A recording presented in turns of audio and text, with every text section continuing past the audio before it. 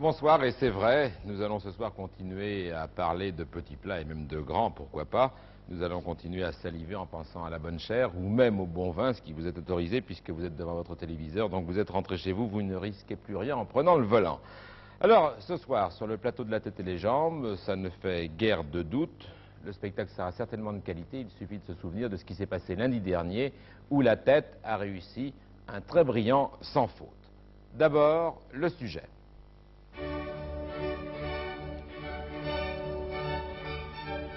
Les plaisirs de la table, à commencer par la gastronomie bien sûr, mais pas seulement la gastronomie, pour La Tête rattrapée par le skateboard. Un champion de planche à roulettes, pour parler français, tout jeune champion de 19 ans que nous verrons dans un instant. Mais auparavant, c'est encore à Monsieur Lejeune que revient tout l'honneur d'être représenté le premier, La Tête Yves Lejeune, dont vous savez déjà qu'il est restaurateur à Saint-Étienne. Est-ce que vous avez des enfants, Monsieur Lejeune? Oui.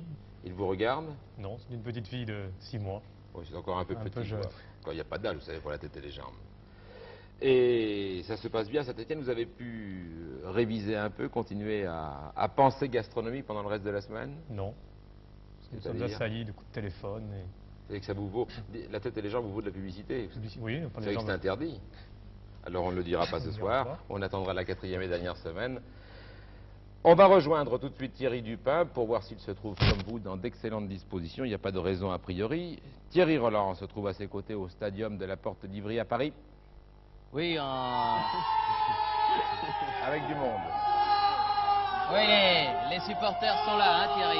Oui, en effet. Bien, dites-moi, Thierry, est-ce que la semaine pour vous s'est bien passée? Très très bien passé, beaucoup plus de repos, un délassement, moins de skate. Les fêtes de la Pentecôte, tranquille, en Très famille? très bien, voilà, en famille. Dites-moi, je vous demande pas, vous, si vous avez des enfants, mais est-ce que vous avez des frères et des sœurs? Oui, bien sûr, j'ai une sœur. Une sœur plus grande, plus petite? Plus petite qui est là, qui me regarde. Ah, elle est là, qui vous regarde, comment 2 ans de elle moins s'appelle? quand même, Corinne. Hein, Corinne? Où elle est Corinne? Elle est là. Elle est là? Ah oui, non, c'est pas elle, elle a bien changé. Bon, Thierry, on a eu plaisir à vous voir. Vous avez évolué pour l'honneur la semaine passée, mais on a vu que vous aviez du jus et tout. Évidemment, ça devient un petit peu plus difficile, c'est normal, on est en 3e semaine. Oui, c'est ça, c'est un parcours beaucoup plus difficile déjà et je pense pouvoir faire de belles performances ce soir encore. Espérons-le. En fait, de toute façon, nous aurons l'occasion tout à l'heure d'en reparler, si le besoin s'en fait sentir, bien sûr, de ce parcours. Je vais vous demander un petit peu ce que vous en pensez, enfin, de la progression de la difficulté. Bien. À vous, Philippe. Eh bien, ça dépendra en grande partie de vous, Monsieur Lejeune. C'est à nous maintenant de jouer. Alors, je vous rappelle quand même les règles de nos conventions depuis la première semaine. Nous sommes en 3e semaine ce soir. Autrement dit, on avait adopté le régime des services. Autrement dit, 3e service, ça veut dire que les entrées ne sont plus maintenant que des souvenirs et que nous allons aborder le plat de résistance, puisqu'il est convenu d'appeler la partie centrale d'un repas, le plat de résistance. Alors c'est ici que, d'après les spécialistes, se distingue le fin gastronome, celui qui a su se préserver un appétit intact pour aborder à ces merveilles que des générations de cuisiniers et de cuisinières ont mis des siècles à mitonner, et qui faisait dire au grand Brillat Savarin: les animaux se repaissent, l'homme mange, l'homme d'esprit seul sait manger.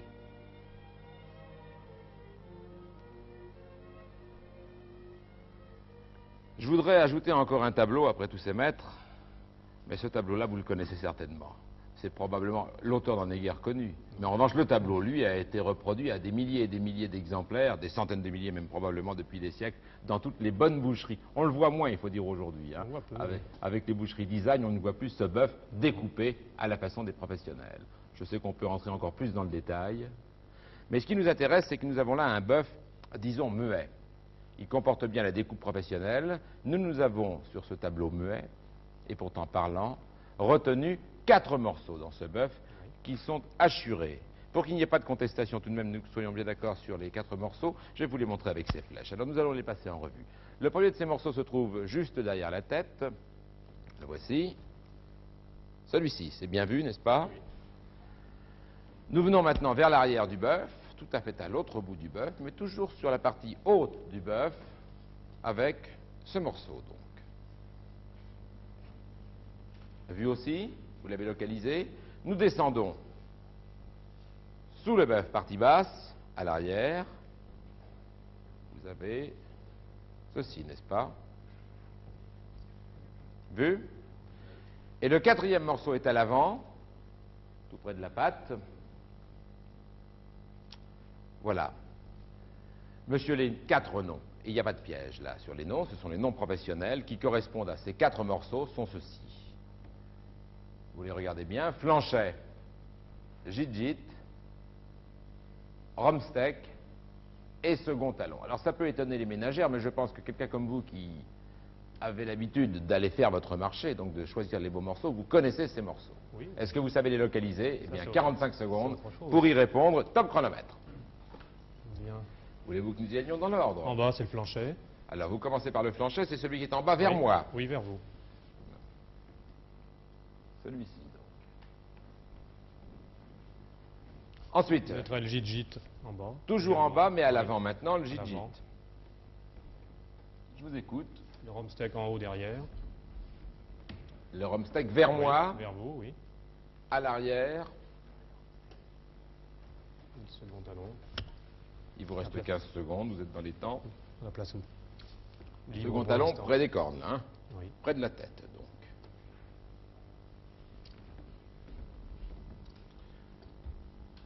Nous allons vérifier. Je vous ai laissé tout votre temps, mais nous vérifions maintenant. La réponse est dans le bœuf. Il suffit finalement de lever le voile et vous aurez la réponse. Second talon, dites-vous. Juste derrière la tête. C'est pas sûr. Vous n'êtes pas sûr? Eh bien, vous avez pourtant raison. Le premier talon se trouvant un petit peu en retrait, hein. Oui. Ça n'est pas un très bon morceau, Non, pas très bien. j'imagine, non. Je m'en sers pas. Là, vous avez dit Romsteck, a priori, c'est un bon morceau. Oui. Tous les bons morceaux sont plutôt dans cette partie. Oui, oui, dans la partie arrière. C'est intéressant pour les ménagères, et nous sommes tous des ménagères, n'est-ce pas? Eh bien là, vous avez raison. Alors, on continue, et si vous avez raison pour le Flanchet, vous aurez raison pour le dernier. Vérifions Donc, donc. il n'y a pas de si- doute. Il n'y a pas de doute pour le Flanchet? Je pense pas. Eh bien, c'est tout à fait exact. Ultime vérification pour le Git-Git. Bravo.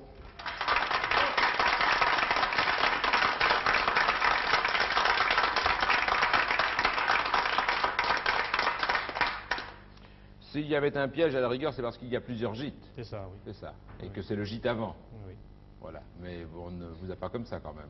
Ça, c'est connu. J'aurais pu me tromper. Ça sert à quoi le gîte-gîte? Pot-au-feu de Au préférence. pot-au-feu. Pas le Romsteck. De serait préférence, dommage. pardon, mais Ce je ne serait connais pas. dommage. Moi, je suis consommateur. Non, je ce ne- serait dommage, Je ne on suis peut. pas restaurateur. Ça serait dommage. Ouais. Eh bien, en tout cas, alors, je ne sais pas ce que vous allez faire de ces morceaux, mais enfin, que ce soit rôti ou bien viande en sauce, ce qui est vrai, là-dessus nous serons d'accord, c'est qu'il faut un bon vin. Et qu'on ne met pas n'importe quel vin avec n'importe quelle viande. Nous sommes d'accord là aussi. Oui. Et qu'il existe en matière de vin tout de même des trésors, et notamment en matière de bouteilles, et de vieilles bouteilles. D'ailleurs, je vous propose de suivre Jean-Paul Rouland, qui va, pour nous, jouer ce soir les maîtres de chais.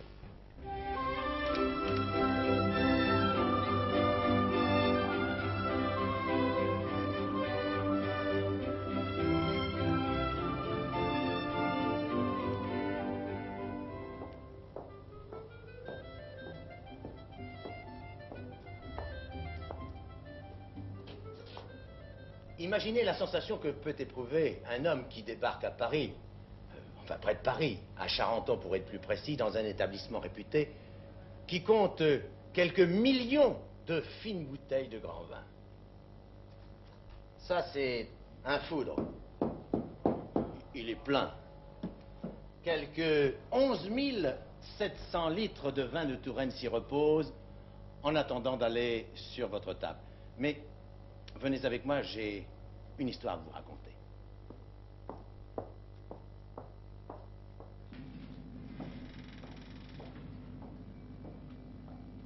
Printemps 1940, les Allemands font sur Paris. Ici, dans le deuxième sous-sol, quelques centaines de milliers de fines bouteilles vieillissent. Elles ne sont tout de même pas là pour l'occupant. Que faire? Murer l'escalier? Non. On va simplement supprimer cette rambarde, mettre en longueur quelques planches sur lesquelles on va mettre quelques vieux casiers, autre chose. Et c'est le miracle.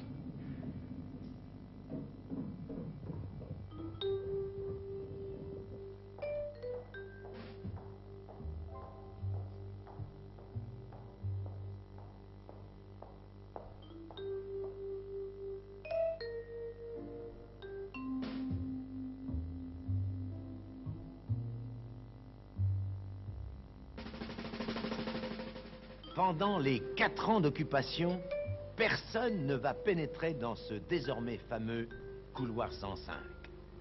Pendant 4 ans, aux visiteurs curieux qui demanderont ce qu'il y a sous ces planches, on se contentera de répondre négligemment « Ça, c'est le métro ».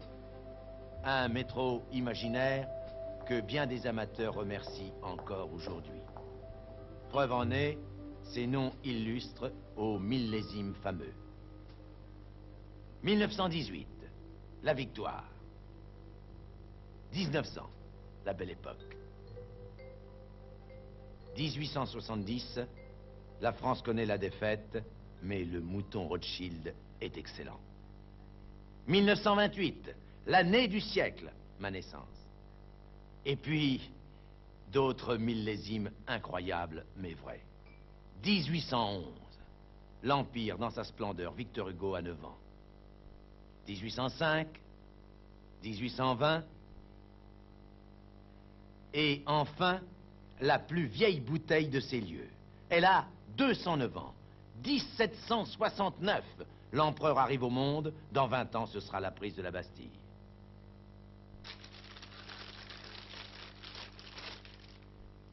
Et pour terminer, un petit cours rapide de dégustation. Vous placez votre bouteille debout 24 heures à l'avance dans la pièce où vous la dégusterez.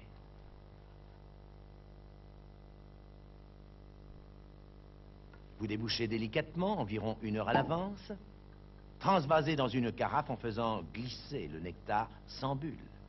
Puis, 1 heure plus tard, vous humez. Mais ça, vous savez le faire aussi bien que moi. À votre santé. À la vôtre.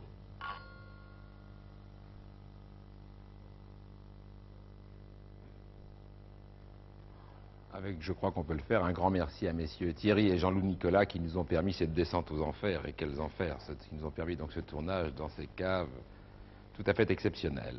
Alors, moi évidemment, je n'ai pas des crus de 1820 à vous proposer, hein, 100 ans. Mais j'ai tout de même quelques crus tout à fait caractéristiques des provinces françaises. Il y a là, sur cette table, 4 carafes. Et je vous dis tout de suite, monsieur Lejeune, que chaque carafe contient un vin différent.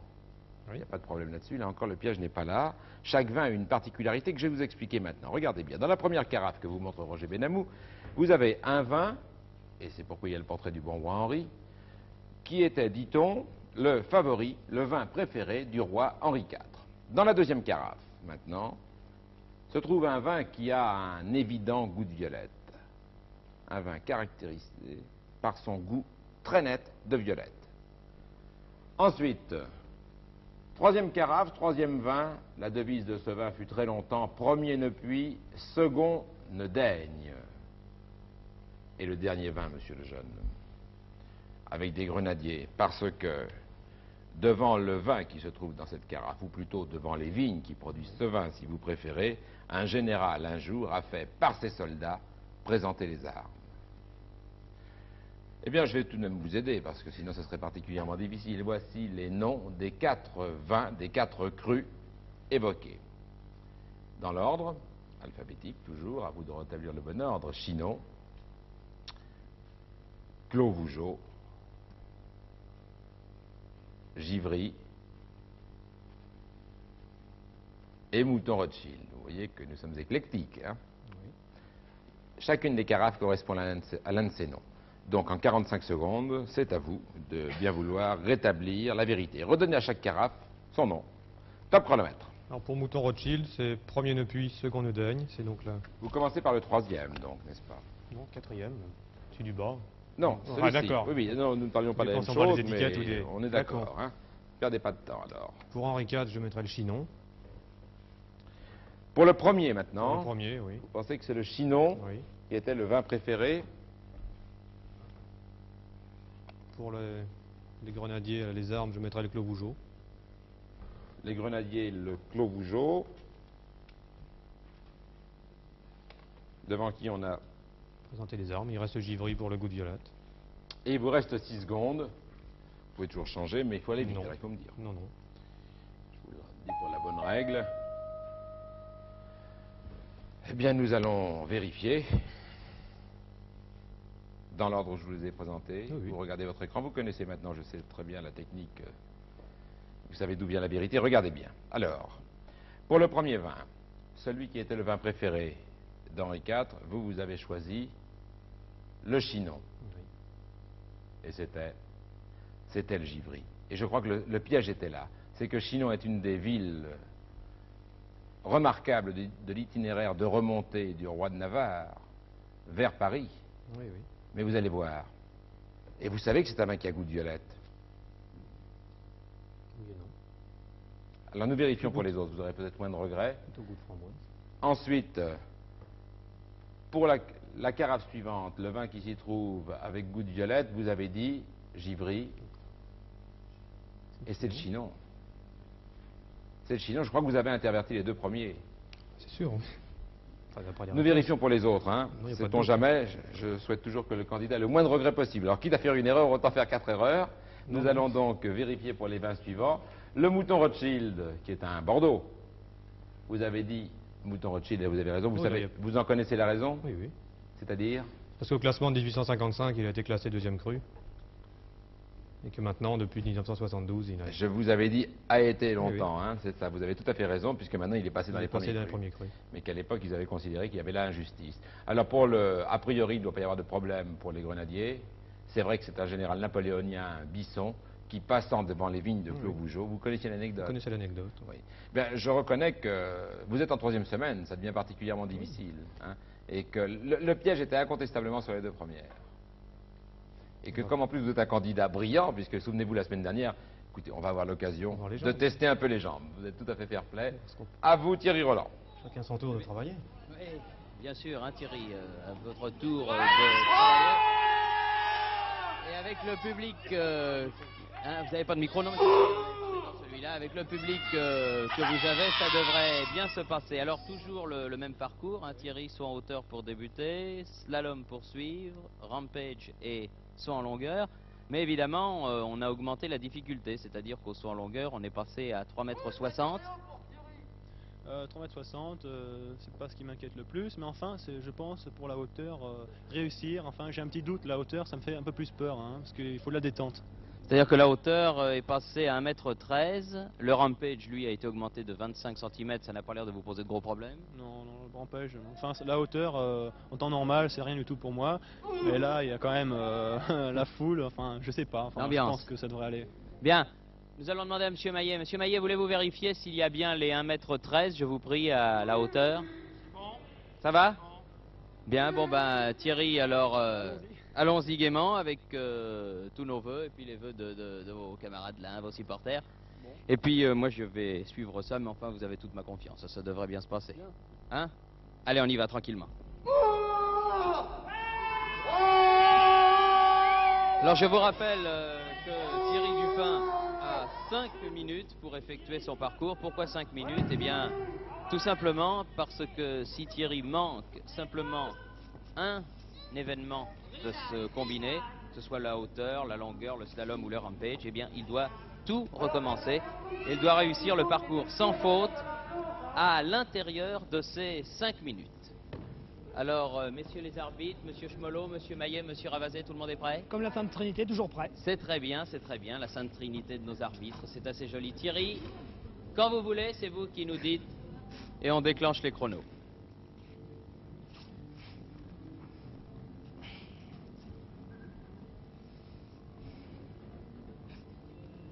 C'est important de prendre un bon départ. Et à tout prendre, il vaut mieux effectivement que Thierry rate Top chrono. à la hauteur, plutôt que de rater à la longueur où il faut tout refaire. Voilà, c'est parti, 1,13 m. Bien. C'est bon. C'est bon. C'est bon pour la hauteur. C'est bon pour la hauteur et on arrive au slalom. Il ne faut pas qu'il fasse tomber 2 plots. S'il en fait tomber un, ça va. 2, c'est mauvais et il faut recommencer. Mais ça a l'air de bien se passer. Voilà un remarquable C'est bon slalom. pour le slalom. On change de skate et on arrive au rampage. Alors il faut aller au-delà de la ligne rouge. Il faut que les 2 roues montent au-delà. Voilà qui est bon. C'est bon pour le rampage. Oh, il est très décontracté, Thierry, ça devrait bien se passer. On a 45 secondes. En plus, il est dans un temps tout à fait bon, tout à fait remarquable. Et le 100 longueur est une de ses meilleures spécialités. Il a déjà franchi 4 mètres 40. Et là, on lui demande de sauter 3 mètres 60 et de rouler après sur son skate pendant 3 mètres avant de poser le pied à terre. Voilà, 3 mètres 60, c'est bon, c'est bon. Wow. 1 minute 14 et 8 dixièmes. 1 14 et 8. Eh bien, voilà qui est parfait. Venez voir là, Thierry. Nous allons du reste, voilà. On vous voit franchir vos 1m13 en hauteur. C'était juste, hein, j'avoue. C'était un peu juste? Oui, mais enfin... Enfin, c'est l'équilibre qui était un peu juste. Oui, oui. Bon. Voilà. Ça s'est bien passé. Après, le slalom n'a pas posé trop de problèmes. Non, le slalom, je me décontracte. Le slalom, c'est un moyen pour moi de me décontracter. Mais enfin, Très c'est bien. pas évident non plus, faut faire attention. Oui. Le rampage, ça vous paraît devenir haut déjà?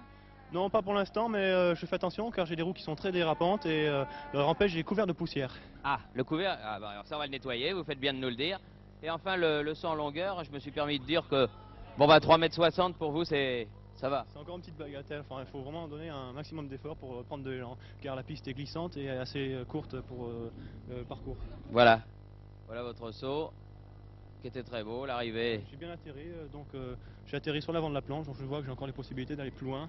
Enfin, ne le souhaitons pas pour l'instant. Non, non, bien sûr. Dites Thierry encore un mot là. Pourquoi ils poussent tous des cris derrière là? Ben, c'est les cris de... C'est les cris des skates. Voilà, c'est le cri des skateboarders, on a inventé ça et c'est une sorte un peu un gang, c'est une bande de camarades, où chacun a son cri. Chacun a son cri. Bon, très bien. Ben maintenant vous êtes au courant, Philippe Gildas. Alors vous pouvez préparer le vôtre de cri si jamais vous voulez faire du skate, un de ces quatre. À vous, Philippe. Oui, en attendant, on pourrait peut-être donner à ces garçons un balai pour qu'ils nettoient la piste qui est d'une part poussiéreuse, d'autre part glissante. Donc j'espère que ça s'arrangera pour le rattrapage prochain et qu'il n'y aura pas de problème en ce qui concerne les conditions. De toute façon, il a vraiment de la marge. J'ai l'impression. Je vous le souhaite en tout cas. Je rappelle que ce soit bien clair qu'apparemment, entre 5 minutes et 1 minute, il y a beaucoup d'écart, mais que si Thierry Dupin chute à la fin de son parcours, il doit reprendre l'ensemble des épreuves et qu'on n'arrête pas le chronomètre. Oui. Hein. C'est bien pourquoi il y a une certaine difficulté et que la marge a été calculée en fonction d'une chute éventuelle. Oui. Eh bien, nous allons revenir au vin parce qu'on peut difficilement quand même quitter ce monde magique du vin. Le vin, c'est la France. Dans le monde entier, le nom de la France et le nom du vin, c'est indissociable. Donc on va se livrer, si vous en êtes d'accord, à une épreuve concrète. C'est assez rare sur le plateau de la tête et les jambes que l'on fasse boire, mais en la circonstance, il s'agit de déguster.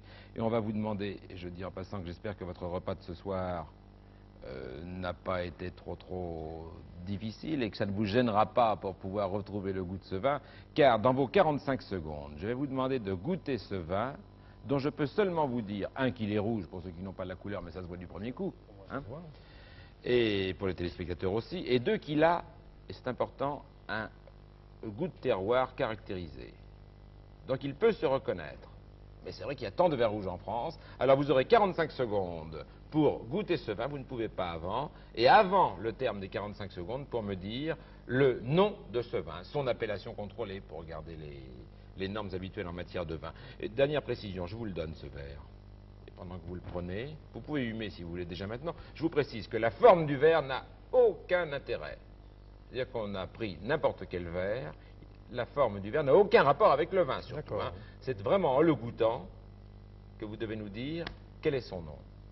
Vous êtes d'accord? On est prêt à partir? On va essayer. Alors, top chronomètre.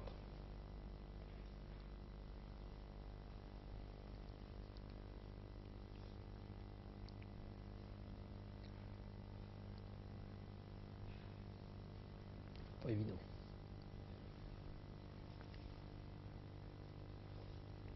Il vous reste encore les 2 tiers de votre temps.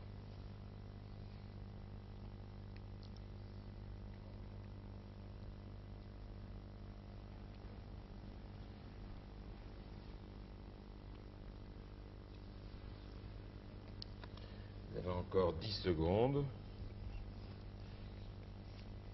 Je vous ai dit volontairement que ça avait un goût de terroir. Oui, mais... Là, je vous demande une réponse. Une seule, puisque le temps est écoulé, donc allons-y. Bourgueil, disons, mais je n'ai pas trouvé. Vous pensez ne pas avoir trouvé, mais vous avez donné le nom de Bourgueil. La réponse, c'est Roger Duquesne qui la possède et qui va vous dire s'il s'agit d'un Bourgueil. Je pense pas. Nous allons voir, monsieur le jeune. Le vin que vous venez de tester provient de cette bouteille. Et ce vin est idéal pour accompagner la potée champenoise, ou encore un pâté de gibier, ou même quelques fromages champenois ou normands. C'est un vin de champagne rouge non pétillant. Pour connaître son nom, regardons l'étiquette, son appellation contrôlée. Voici. Coteau champenois, ici un Bouzy rouge 74.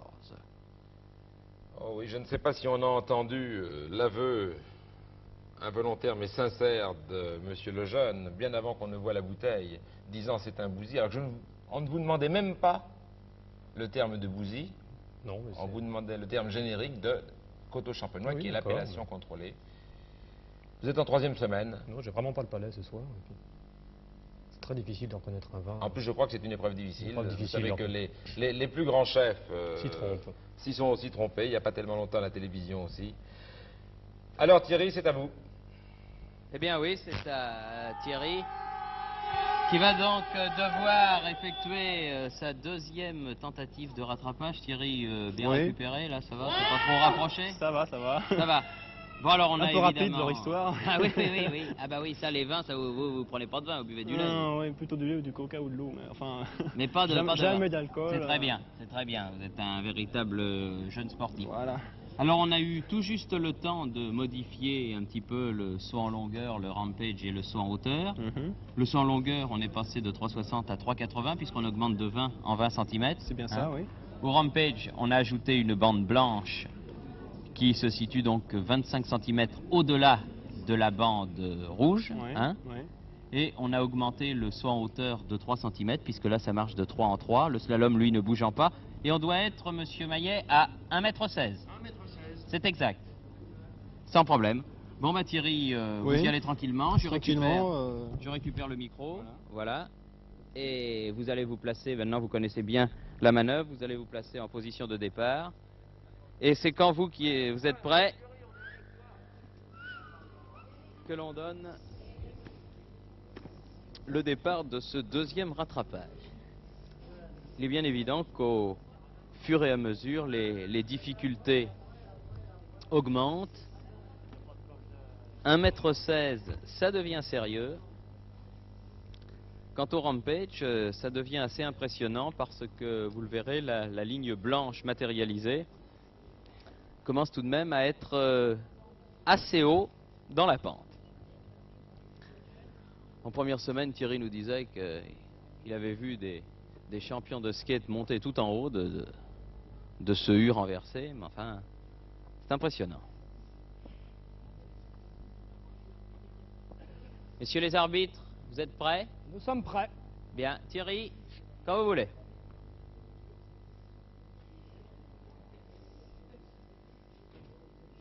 Toujours 5 minutes, comme l'a précisé Philippe, en cas de pépin, d'ennui, pour pouvoir revenir au départ. Top chrono.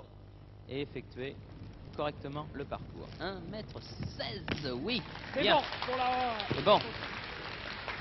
Je crois que Thierry, sans vouloir nous l'avouer, ce qu'il craint le plus, c'est sans doute le saut en hauteur. Pour l'instant, c'est fait. Pour l'instant, c'est fait, oui. Je crois qu'il se fétiche un petit peu, il ne veut pas en parler, mais... C'est bon Voilà. pour le slalom. Le slalom est parfait, bien décomposé, et on arrive au rampage, vous allez voir, assez impressionnant, parce que la ligne blanche, elle est haute, C'est pas encore. très haute. Combien de fois il doit passer? Il faut qu'il la passe une C'est seule bon. fois.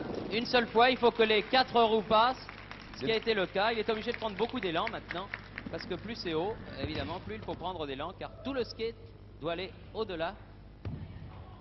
Tout le skate doit aller au-delà de la ligne blanche. Je me suis interrompu parce qu'il avait oublié son skate en cours de route, ce qui aurait été gênant pour le... Alors, autant il craint le saut en hauteur, autant le saut en longueur, a priori, est sa partie forte. Oui, oui, il aime bien ça, le saut en longueur. Il a déjà réussi 4,40 m, là il en est à 3,80 m. Je m'avance peut-être un petit peu, mais il ne devrait pas y avoir de problème. Hop. Ouais. C'est bon. Soit. Bien, bien, bien, bien, bien, bien. C'est bien, Thierry. Thierry, Oui. Ce que je propose, Oui. c'est qu'on enchaîne immédiatement pour permettre à Thierry Dupin de se reposer un peu. Sait-on jamais, nous venons de le prendre sans repos possible, deux questions de suite, avec une Ben oui, question oui. C'est pour ça, du reste, que Jacques Ruttmann, qui est un adroit, nous passe quelques petites séquences Voilà. au ralenti pour Donc- justement lui permettre de Donc on souffler dit bravo un à petit Thierry peu. là, et puis nous allons passer nous à la quatrième question, pendant que Thierry se repose, et il n'y a pas de raison maintenant, la deuxième semaine avait été fort brillante, celle-ci il y a eu 2 accrochages, il faut retrouver la moyenne, ça devrait se faire je pense assez rapidement, de toute façon, de façon que chacun puisse retrouver un peu ses esprits, après cette dégustation et après ce saut en hauteur qui fait toujours peur à Monsieur Dupin, mais je vous propose de revenir à la cuisine et nous allons nous intéresser à ce qu'il faut bien appeler une spécialisation en matière de cuisine, et une spécialisation qui permet d'obtenir des tas et des tas de préparations dont on peut dire qu'elles sont sinon diaboliques, en tout cas magiques. Parce que ces préparations peuvent par exemple faire d'un plat qui jusque-là est excellent, un plat ni plus ni moins que sublime. Mais les mêmes préparations peuvent aussi faire d'un plat qui était indigne quelque chose d'apparemment convenable, parce que ça cache la réalité. Et quand je vous dirai qu'il y a une infinité de ces préparations,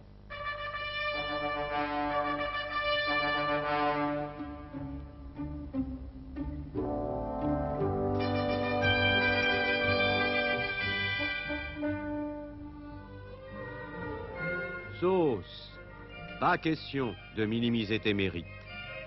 Même si tu n'as été conçu que pour relever la fadeur de certains mets, ou masquer le fumet trop prononcé de certains autres, sans toi, les plaisirs de la table seraient-ils ce qu'ils sont? Tes lettres de noblesse, ne les as-tu pas acquises dès l'Antiquité, lorsque les sénateurs romains durent déterminer, sur ordre impérial, il est vrai, à quelle sauce il convenait d'accommoder, non les Gaulois, hélas, c'était déjà fait, mais un turbo monumental. Longuement, la docte assemblée discuta, soupesa, vota, pour finalement conseiller la sauce piquante. Et le temps passe. Seuls les noms de certaines sauces, faites essentiellement à base de bouillon réduit, sans œufs, sans farine, nous rappellent l'époque moyenâgeuse. La caméline, le verjus, la sauce d'enfer, enchantèrent-elles les palais? Ça. Mais ta vraie renommée, sauce, c'est au 18e que tu vas la devoir, et aussi à l'aristocratie, qui, une fois n'est pas coutume, retrousse les manches et se met avec ardeur au travail. Oui, gentilshommes et grandes dames se piquent de cuisine. Mieux, ils se font novateurs. Et gloire à celui qui laisse son nom à un plat, à une sauce. À tout seigneur, tout honneur, le marquis de Béchamel ouvrira la voie. Sa sauce, peut-être due au talent de son cuisinier, lui assure en tout cas une postérité que rien ne semble devoir entamer. Le maréchal de Soubise, lui, mitonne une petite sauce aux oignons sur un air de crème qui donne au caneton, rôti et côtelette un goût de... J'en reprendrai volontiers. Quel dommage que ce même Soubise, le vaincu de Rosbach, n'ait pas limité ses talents aux fourneaux au lieu de les étendre au champ de bataille. Quant à la mayonnaise, si ses vertus défient elles aussi le temps, ses origines demeurent incertaines. C'est encore un maréchal, de Richelieu cette fois, et meilleur stratège que Soubise, qui en serait le père. Oui, il l'aurait inventé pour fêter la prise de Port-Mahon, d'où son nom, la mahonnaise. Le dit maréchal s'étant illustré ensuite à Bayonne, la sauce de la victoire devint la bayonnaise, nom qu'elle portait encore au 19e siècle. Enfin d'autres l'attribuent au cuisinier du duc de Mayenne. Oui, pour s'en être trop repu la veille de la bataille d'Arques, le duc se trouva soudain privé des qualités qui font un bon stratège et il fut battu par Henri IV. Donc, bien que gastronomiquement réussie, cette mayonnaise aurait mal tourné. alors on pourrait dire, je crois, Monsieur Lejeune, bien d'autres choses sur les sauces. Et j'ai par exemple découvert à l'occasion de cette émission qu'il y avait des sauces mères et des sauces filles, et que probablement le cuisinier était le grand saucier, n'est-ce pas? En clair, Ça veut dire qu'il y a des sauces de base, c'est celle-là qu'on appelle les sauces mères, et qu'on peut ajouter un produit à cette sauce de base et qu'on obtient une autre sauce qui dérive de la première, qui est de la même famille, mais qui est une autre sauce. Eh bien, c'est ce qui va nous faire jouer maintenant. Alors, nous vous proposons 4 de ces mélanges, en quelque sorte. Nous partons, pour la première hypothèse, d'une béarnaise, à quoi on ajoute de la tomate. Ensuite, on vous propose une sauce hollandaise comme sauce de base, et dans cette sauce hollandaise, on ajoute du jus d'orange. La troisième composition, à partir d'une sauce suprême, on ajoute là pas tout le veau, parce que c'est symbolique, hein, mais du jus de veau. C'est bien vu? Oui. Et la quatrième préparation, à la base, une sauce vin blanc et une réduction d'herbes. C'est vu. Les 4 noms de ces nouvelles sauces que nous obtiendrons ainsi, les voici. Choron, ivoire, maltaise, réfléchissez en même temps, et vénitienne. Eh bien, monsieur, vous avez compris. Oui, oui. Puisque je vous ai donné l'équation, à vous de me donner le résultat de l'équation. Top chronomètre. Béarnaise plus tomate, c'est la sauce choron.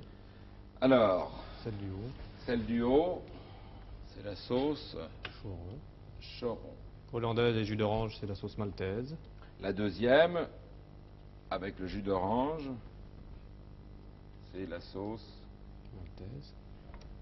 La sauce suprême plus du jus de veau, Vous êtes dans les temps. c'est la sauce ivoire, Pour la troisième, c'est la sauce ivoire. tout au moins chez moi. Chez vous, ben, j'espère que Et la sauce vin blanc je ne plus doute les pas de vos herbes, capacités même. c'est la sauce vénitienne. Vous êtes dans les temps, hein. Je vous dis de n'accélérez pas plus qu'il ne faut. Si vous voulez prendre le temps de la réflexion. Non, C'est vu. Eh bien, nous allons vérifier tout de suite, puisque j'ai la réponse. En dessous de vos propositions. d'accord.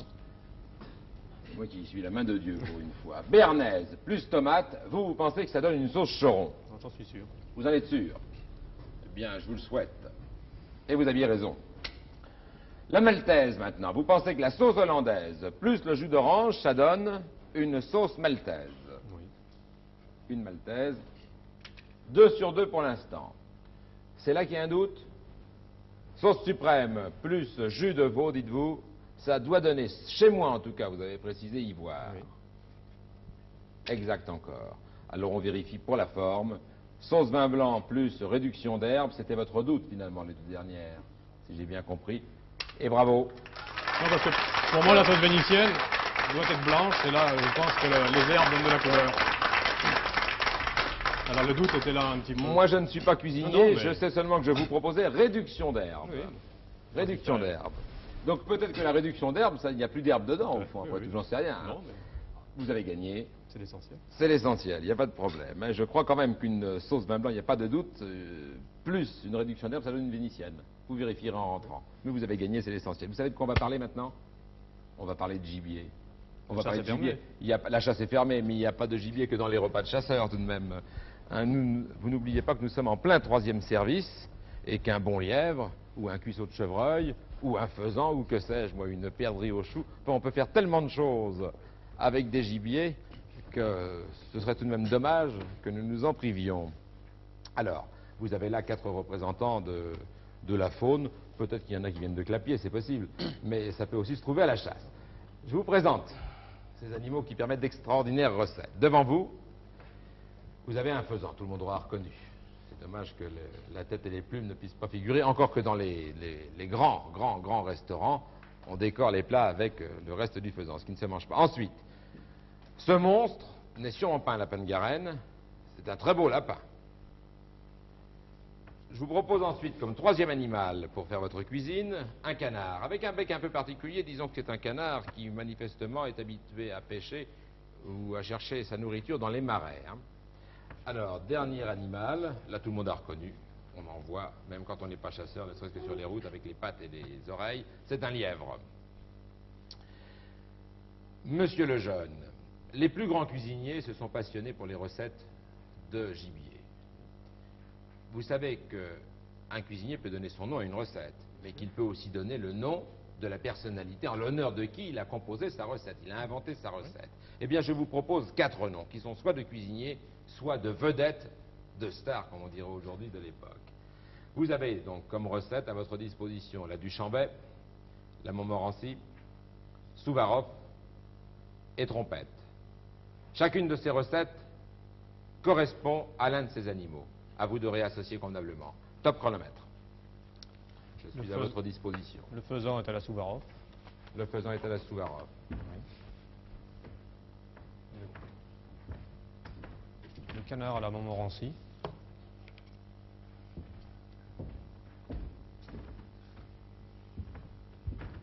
Le canard. Le lièvre à la Duchambais. Pas le lapin, hein, le dernier, le lièvre. Le lièvre, oui. À la Duchambais, pardon. Il vous reste 15 secondes, le tiers de votre temps. Donc la Mais trompette. j'imagine que Trompette pour le lapin. c'est bien ça. C'est ce que je ferai. C'est ce que vous feriez. Vous voulez dire que c'est ce que vous mettriez sur votre menu. Oui. Cette fois, c'est Roger Benamou et l'écran qui ont la réponse, pas moi. Je vous souhaite d'avoir raison. Nous vérifions tout de suite. Le faisant, monsieur le jeune. Là, vous n'avez pas hésité, vous dites à la Souvarov. Et vous avez raison. Général russe, grand gastronome, ennemi des Français jusqu'à la République, faisant plus foie gras, c'est ça, Oui, oui. Souvarov. C'est Très très connu. riche. Oui, oui, Très connu. c'est un plat très Ensuite, riche. on vérifie, parce que c'est ce qui vous intéresse le plus, j'imagine. Le lapin. Vous avez dit pour le lapin, trompette. Vous n'êtes pas sûr? Non. Oui, on vérifie. J'espère que c'est bon. Vous y ajoutez un pied de porc et vous avez la recette du lapin trompette. C'était le cuisinier de Gambetta. Vous voyez que vous avez appris quelque chose. Mais vous avez fort bien joué en tout cas en éliminant, en gardant pour la fin celui que vous ne connaissiez pas. On vérifie maintenant pour le canard. Il n'y a pas de doute. Le canard, pas de doute, dites-vous. Vous avez dit Montmorency. Pourquoi? Vous avez raison. C'est un canard aux cerises. Oui, mais c'est aussi... Et aux cerises de il porte- Montmorency. Oui, et il porte le nom du connétable de Montmorency. Il a été fait, c'est Oui. une des plus vieilles recettes françaises Effectivement, finalement. oui. Mais vous avez raison d'avoir associé les deux avec des cerises et pour cet associé de guerre de François Ier. Alors on vérifie pour le Duchambais. Et vous aviez raison. C'est une sauce allègre doux, je crois du 18e ou du 19e siècle, et qui est encore aujourd'hui utilisée pour bien d'autres choses que pour le lièvre. Mais là, bravo, on ne peut vous dire que bravo, je crois que c'était pas si facile.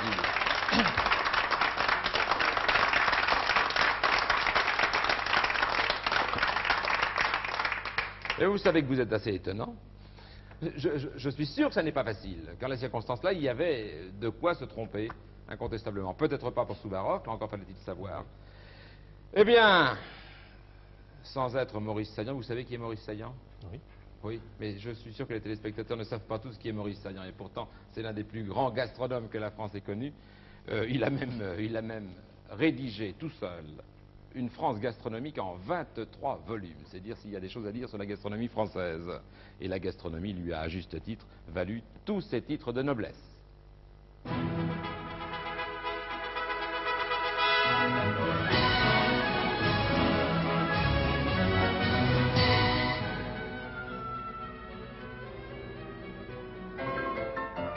En 1927, Paris ne compte pas moins de 5 princes. Le plus illustre étant celui des poètes, Paul Fort. Pourquoi pas un 6e? Pourquoi pas aussi un prince de la gastronomie? Consulté par un journal du soir, 5000 chefs cuisiniers et gastronomes plébiscitent à une écrasante majorité un solide gaillard de 55 printemps, énorme, oui, il accuse largement 120 kilos, débonnaire, malicieux, qui a de l'esprit à revendre et qui, au lendemain de la Grande Guerre, s'est fixé une mission: redorer le prestige de la cuisine bourgeoise et provinciale, quelque peu tombée dans l'oubli. La cuisine, c'est quand les choses ont le goût de ce qu'elles sont, affirme-t-il. L'homme se nomme Kurnonski. Russe? Oh, pas du tout. Pas une goutte de sang slave ne coule dans les veines de cet angevin bon teint qui s'appelle tout bonnement Maurice Edmond Saillant. Monté à Paris à une époque où il était de bon ton, quand on voulait vivre de sa plume, de choisir un pseudonyme, Saillant céda à la mode franco-russe du moment. Pourquoi pas ski, lui suggère-t-on. Or, pourquoi pas, en bas latin, se dit Curnon. Alors va pour Kurnonski. Sa passion pour la table était née dès son jeune âge, grâce au talent de la vieille cuisinière de sa famille, un des plus parfaits cordons bleus qu'il ait connu. Ne sachant pas lire, elle n'avait jamais ouvert un livre de cuisine, mais elle cuisinait comme l'oiseau chante. Devenir prince des gastronomes confère des obligations, c'est la célébrité certes, mais c'est aussi le marathon. Et désormais, Kurnonski a sa table mise partout. Honoré, fêté, il va de dîner en collation, inaugure, intronise, tastevine sans trêve. Mais surtout, cela lui permet de mener à bien sa vieille idée, faire connaître et apprécier toutes les ressources gastronomiques de notre terroir. Autre fleuron, et non des moindres, a ajouté à sa couronne princière, celui de la probité.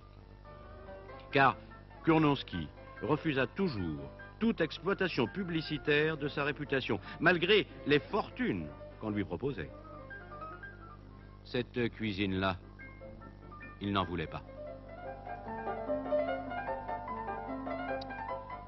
Monsieur Dupin à Ivry et vous, Monsieur Lejeune, c'est la dernière épreuve à franchir et vous serez en 4e semaine. Vous n'avez de toute façon pas le choix. Je vous pose ma question. Elle concerne évidemment Kurnonski. Quelque temps après avoir été élu prince des gastronomes, je peux vous donner la date exacte, le 23 mars 1928, le 23 mars 1928, Kurnonski et 3 amis, également gastronomes, se réunissent autour d'une bonne table. 45 secondes pour nous dire la décision que ces 4 personnages gastronomes ont pris le 23 mars 1928 au cours de ce déjeuner. Top chronomètre. Bien, ben, à mon avis, ils ont décidé de fonder l'Académie des gastronomes, avec 40 membres, à l'image de l'Académie française. Parce que j'allais vous dire, vous confondez avec l'Académie française. À mon avis, c'est... Vous voulez plus de précision? Oh non, si vous pensez que c'est la bonne réponse, je vous laisse. Vous avez, c'est votre droit, 25 secondes encore. Si vous pensez que c'est la réponse... Je pense que c'est la réponse. Roger Lucan. Elle sera dotée de statuts semblables à ceux de l'Académie française, et comme cette dernière, elle comptera 40 membres. Voilà ce que décidèrent ces messieurs le 23 mars 1928. C'était en fait le projet de création d'une académie gastronomique. Et le 5 juin suivant, l'Académie des gastronomes voyait le jour. Et bien entendu... Eh bien, Roger Lucan n'en dira pas plus, mais bien entendu, Roger. Je voudrais vous donner quand même un petit détail. Kurnonski occupait ce jour-là le fauteuil numéro 1, dédié comme il se doit à l'immortel auteur de la physiologie du goût, Brillat Savarin. Un fauteuil pour vous aussi, monsieur Lejeune. C'est vrai. Eh bien, on vous a déjà applaudi, mais on peut encore vous applaudir car vous êtes en 4e semaine.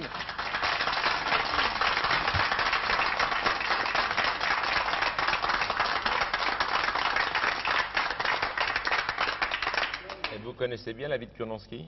Parce que ça n'était pas commode. Je connais pas très bien, non. Enfin, c'est une anecdote. Mais vous saviez la date? À peu près, oui, j'avais un peu une idée de la date. Dans la mesure où vous m'aviez dit prince des gastronomes... Ah oui, non, prince des gastronomes, c'est le titre Non, qu'il a toujours porté, mais... ça ne vous donnait pas la date. Non, mais il a été élu prince des gastronomes. Bon, un autre fait important de sa vie, ça a quand même été la fondation de cette académie. Eh bien, écoutez, votre humilité nous étonne, mais je vous jure que ça n'était pas si commode de savoir que le 23 mars 1928, il a créé l'Académie des gastronomes. Et on vous a dit bravo et c'était tout à fait justifié. On vous retrouve donc lundi prochain, Oui. obligatoirement, Oui. en 4e semaine, la dernière, mais vous connaissez le règlement, on ne peut plus partir. Ah non, ça ne fait Il rien. y aura 100 000 francs en jeu ce jour-là. Je sais bien que vous jouez pour le plaisir de jouer et de prouver que vous savez, vous êtes fort en gastronomie, en art et en plaisir de la table. Bon, enfin, tout de même, 100 000 francs, c'est pas à dédaigner. Alors, Thierry Dupin, bien, il y a eu 2 rattrapages consécutifs, mais maintenant l'épreuve est terminée pour ce soir. Thierry Roland. Oui, oui. Oui, Thierry, ça s'est finalement bien passé. Hein. 2 rattrapages de suite, ça vous a prouvé que vous pouviez les faire. Ah oui, mais je m'y attendais pas, parce que jamais 203. Bah oui, oui. Non, mais là, ça s'est fort bien passé. Vous allez pouvoir passer une semaine tranquille. À ce propos, Philippe, j'en profite pour vous préciser une bonne fois pour toutes que le stadium, il n'est pas à Ivry. Il est avenue d'Ivry, mais à Paris. Dans Paris, avenue de la Porte d'Ivry. Voilà. Dans Paris, Voilà. c'est-à-dire dans le 13e arrondissement. Exactement. Et puis c'est là qu'on vous attendra, fidèle au poste, lundi prochain. Lundi prochain, eh bien, on applaudit aussi beaucoup et très fort le jeune champion. Et si j'osais, le jeune tout court qui se trouve ici, mais c'est déjà fait. Donc, à lundi prochain, nous retrouverons une équipe, je le répète parce que ça vaut la peine d'être souligné en 4e semaine, que ça n'est pas si fréquent. que ça devient tout de même de plus en plus fréquent à la tête et les jambes, parce qu'apparemment les candidats ne cessent de s'améliorer, mais il y aura du suspense. À lundi prochain, bonne soirée à vous tous, à l'écoute d'Antenne 2.